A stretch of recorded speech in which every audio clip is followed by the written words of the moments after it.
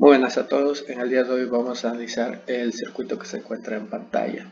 Podemos observar que está conformado por una fuente de voltaje de corriente alterna, una resistencia, un capacitor e un inductor. Nosotros podremos recordar que una fuente de corriente alterna se caracteriza debido a que la corriente que ésta da cambia tanto en magnitud como dirección en forma sinusoidal a través del tiempo.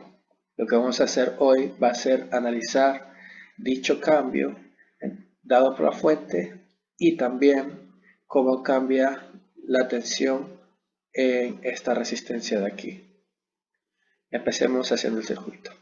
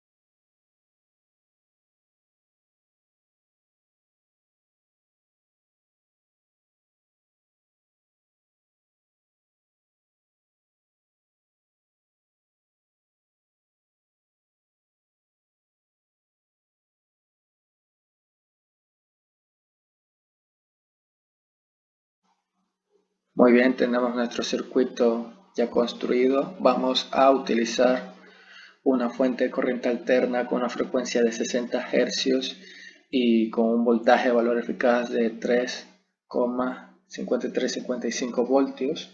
¿Qué significa esto? Significa que su valor pico va a ser de 5 voltios, ya que si recordamos la fórmula para poder obtener el valor de voltaje eficaz, esta era voltaje pico dividido para raíz de 2 y nos daría 3,5355 voltios. Esto significa que tendremos un valor de pico a pico de 10 voltios. Ahora, para poder visualizar de mejor forma cómo cambia el voltaje a través del tiempo en nuestra fuente, haremos uso de un osciloscopio, una herramienta muy útil que nos brinda este simulador.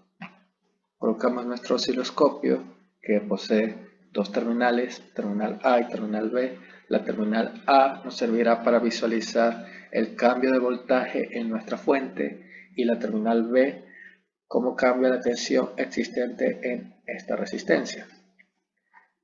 Empezamos haciendo las conexiones debidas.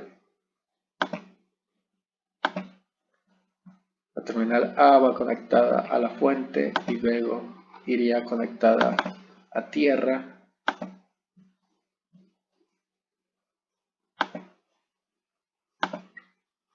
Mientras que la terminal B iría en paralelo con nuestra resistencia.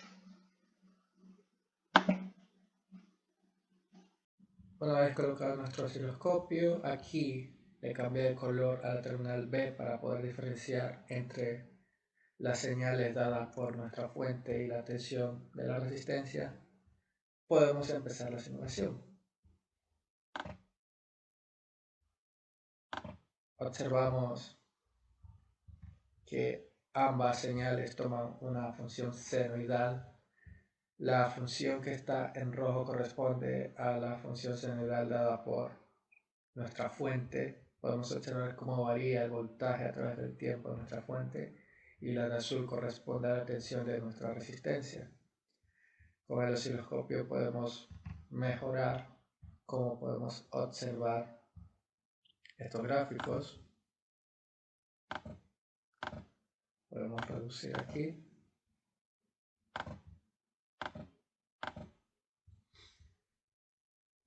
Y podemos visualizar mejor cómo cambia a través del tiempo el voltaje, cómo llega a valores pico y a valores mínimos.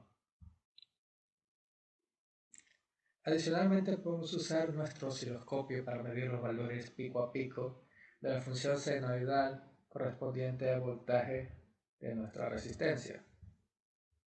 ¿Cómo podemos hacer eso? Pues es muy sencillo. Podemos hacer uso de los scopes que están en la parte superior.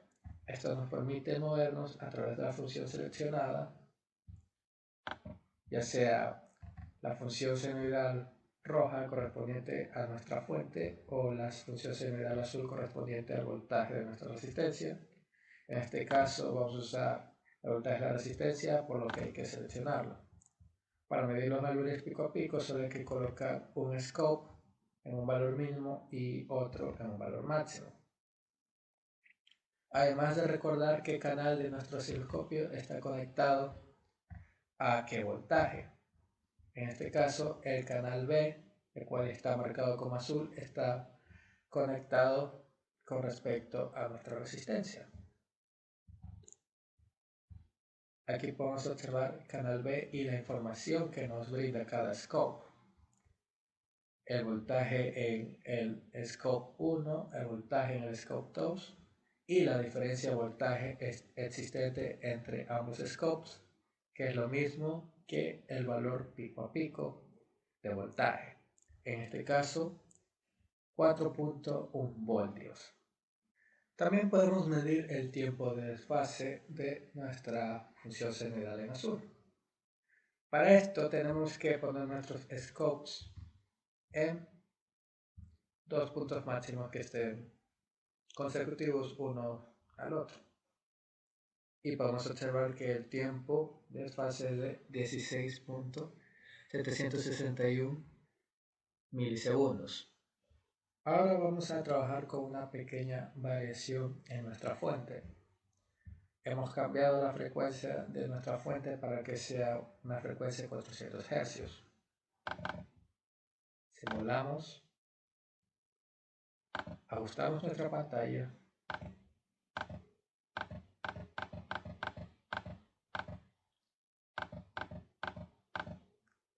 y vamos a medir los valores de voltaje pico a pico. Seleccionamos nuestra función deseada y colocamos los scopes en valores mínimos y máximos.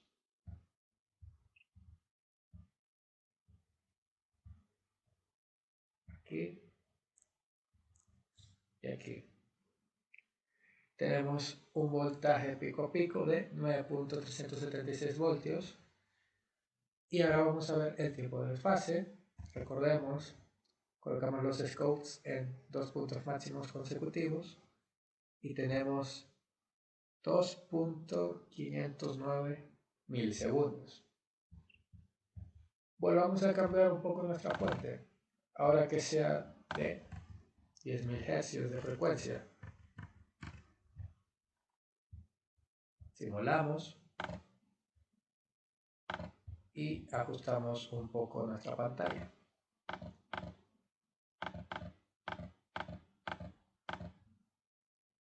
Perfecto.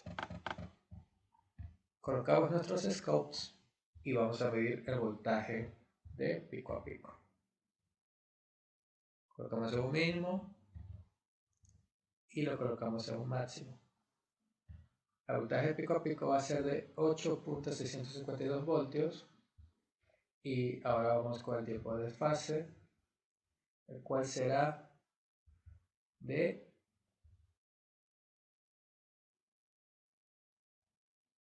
100.379 microsegundos. Con la información medida podemos obtener más datos. En esta tabla visualizamos las frecuencias con las que trabajamos nuestra fuente y los voltajes de pico a pico que hemos obtenido.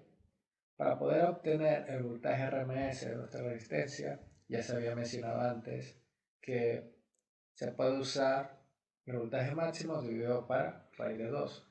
En este caso, como estamos usando el voltaje de pico a pico, el voltaje RMS va a ser igual a el voltaje de pico a pico dividido para 2 veces raíz de 2. Y obtenemos los siguientes resultados en nuestra tabla. En el caso de corriente, que va a ser medida en miliamperios, pues recordamos la ley de Ohm, el cual va a ser voltaje dividido para la resistencia. En este caso es la corriente de pico a pico, por lo tanto será el voltaje de pico a pico dividido para nuestra resistencia, que recordemos era de 10 kilo ohmios. Para obtener la corriente RMS se aplica también ley de Ohm, pero en este caso en lugar de usar el voltaje pico a pico, vamos a usar el voltaje RMS antes calculado y tenemos estos resultados de aquí. Con respecto al tiempo de desfase, tenemos en nuestra tabla las frecuencias con las que trabajamos, el periodo, que es 1 dividido para frecuencia, el tiempo de desfase, el cual fue el que medimos con nuestro osciloscopio, y aquí tenemos ángulo de desfase en radianes y ángulo de desfase en grados. ¿Cómo podemos calcular ángulo de desfase en radianes? Pues este será igual a el tiempo de fase dividido para el periodo multiplicado por 2pi radianes. Y si queremos obtener el ángulo de desfase en grados, será el tiempo medido dividido para el periodo multiplicado por 360 grados. Y aquí obtuvimos los valores.